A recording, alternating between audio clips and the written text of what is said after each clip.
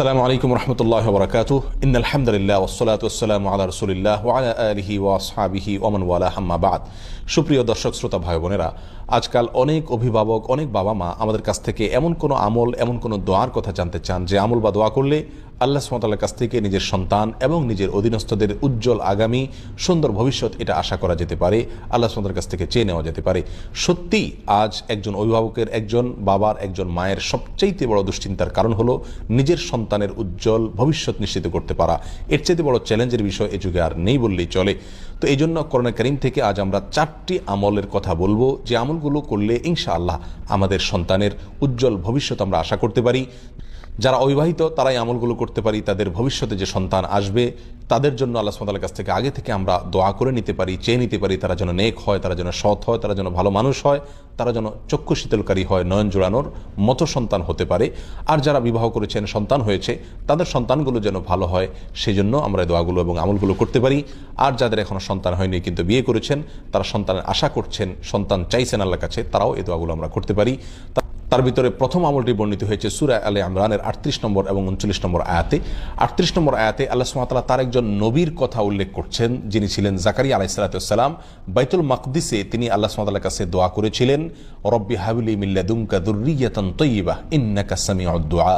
রব্বি হাবলি মিন লাদুনকা যুররিয়াতান তাইয়্যিবাহ ইন্নাকা সামিউদ দুআ। অর্থাৎ, হে আল্লাহ, আপনি আপনার কাছ থেকে আমাকে নেক সন্তান, ভালো সন্তান, পবিত্র সন্তান আপনি দান করুন, কারণ আপনি দোয়া শ্রবণকারী। তিনি এই দোয়া করে সারেন নাই। আল্লাহ সুবহানাহু ওয়া তাআলা আসমান থেকে ফেরেশতা পাঠিয়ে দিলেন তাকে সুসংবাদ দিয়ে।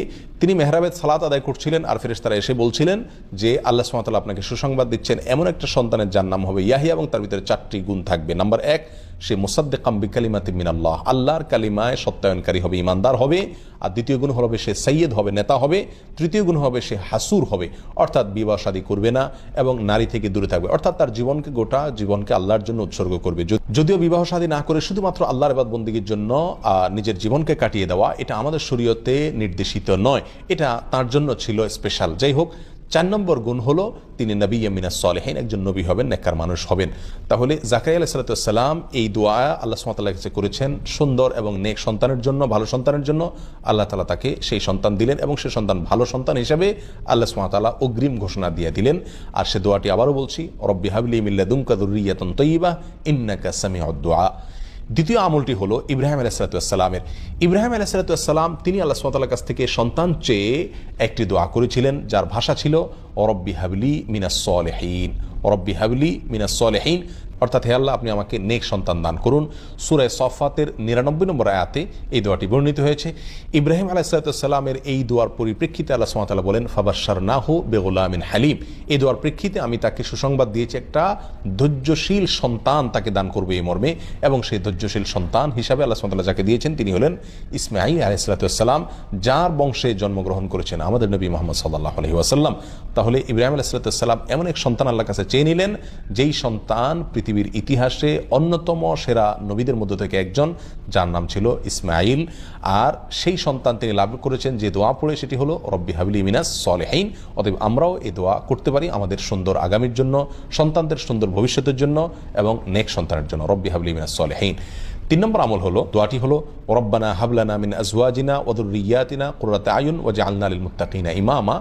এই দোয়া যারা পড়ে আল্লাহ সুবহানাহু ওয়া তাআলা তারা জান্নাতি হিসাবে এই সূরায় ঘোষণা দিয়েছেন পরবর্তী আয়াতে।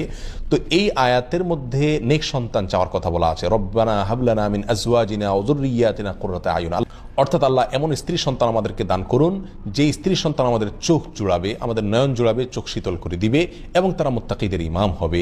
এই দোয়া এর মাধ্যমে আমরা নেক সন্তান, নেক স্ত্রী, আমাদের সুন্দর পরিবার, ভালো এবং পবিত্র পরিচ্ছন্ন পরিবার আল্লাহর কাছে আমরা চেয়ে নিতে পারি। নাম্বার 4 আমল হলো সূরা নূহ বর্ণিত হয়েছে একেবারে শুরুর দিকে আল্লাহ সুবহানাহু ওয়া তাআলা বলেছেন, ফাকুলতু আস্তাগফিরু রাব্বাকুম ইন্নাহু কানা গাফফারা ইউরসিলিস সামা আলাইকুম মিদরারা ওয়া ইউমদিদকুম বিআমওয়ালিন ওয়া বানিন। আল্লাহ সুবহানাহু ওয়া তাআলা বলছেন যে আল্লাহ নবী নূহ আলাইহিস সালাম তার জাতিকে বলেছিলেন, তোমরা ইস্তেগফার করো তোমাদের রবের কাছে, যে কোনো অপরাধ হয় সঙ্গে সঙ্গে আল্লাহর কাছে ক্ষমা চাও, আস্তাগফিরুল্লাহ ওয়া আতুবু ইলাইহি, অথবা যে কোনো ইস্তেগফার করো, আল্লাহর কাছে ক্ষমা চাও, চাইলে কি হবে? আল্লাহ তোমাদেরকে বৃষ্টি দিবেন এবং সন্তান এবং সম্পদ দিয়ে শক্তিশালী করবেন, অর্থাৎ এমন সন্তান পাবো, এমন সম্পদ পাবো যার ফলে আমার হাত শক্ত হবে, আমি শক্তিশালী হব।